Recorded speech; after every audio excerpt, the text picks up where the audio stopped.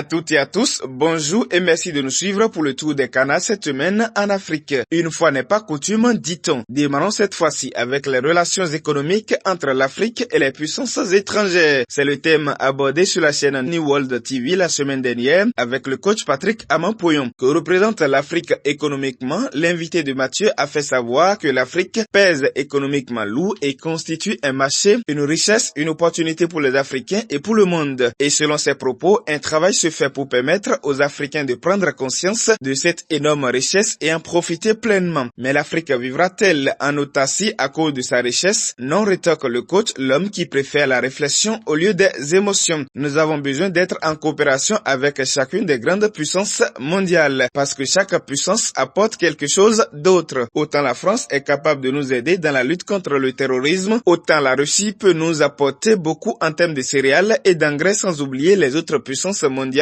a fait savoir le professeur émérite en coaching intégral. Selon lui, il faut aller chercher ce que nous n'avons pas pour le moment et apporter ce que nous avons et discuter d'égal à égal. Nous avons besoin aussi de réfléchir bien comme les autres pour voir comment faire en sorte pour que notre richesse nous profite. Toute l'émission est à retrouver sur la chaîne YouTube de New World TV et c'est à suivre absolument pour comprendre toutes les analyses faites sur la question. En attendant d'aller conquérir le monde, les instances de décision en Afrique continuent de fonctionner à la régulière. Le 36e sommet des chefs d'État de l'Union africaine s'est achevé dimanche 19 février à Addis Abeba en Éthiopie, renseigne RFI. Le Monde Afrique mentionne que les Comores sont à la présidence de l'Union africaine. Azali Assoumani, le président comorien, est devenu samedi 18 février le nouveau président en exercice de l'Union africaine. À en croire le site d'information Le Monde Afrique, la France s'est activée en coulisses pour appuyer la candidature du président comorien. Les deux capitales sont proches, pointe le journal. En témoignent les nombreux déplacements d'Azali Assoumani à l'Élysée 5 fois au cours des 3 dernières années. Wakat Sera souligne que le passage des témoins a eu lieu entre le président sénégalais Macky Sall le sortant et le nouvel entrant, le président comorien Azali Assoumani, qui prend ainsi les commandes de l'organisation continentale. Les avancées et les perspectives de la zone de libre-échange africaine ont également été au menu des discussions, remarque le quotidien Ouagalais. RFI ajoute que les pays membres de la CEDEAO avaient également décidé de maintenir les sanctions contre le Mali, le Burkina Faso et la Guinée et d'imposer en outre des interdictions de voyage aux membres du gouvernement et aux représentants de ces pays. En tout cas, prévient l'Idli, le 25 mai prochain, l'Union africaine célébrera le 60e anniversaire de sa création. Et à l'occasion, on voudra nous servir un bilan faussement élogieux. Bon succès donc